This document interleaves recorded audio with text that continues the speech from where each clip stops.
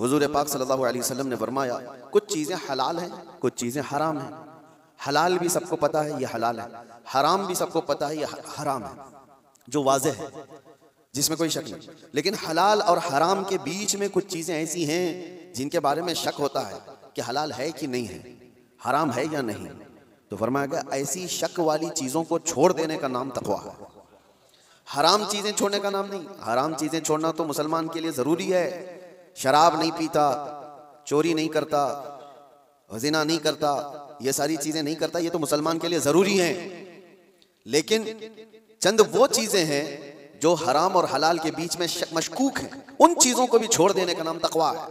हर घड़ी अल्लाह तबारक व तआला की खशियत हो, उसको तक़वा कहा जाता है। तक़वा और तक़वे के बगैर कोई वली नहीं होता।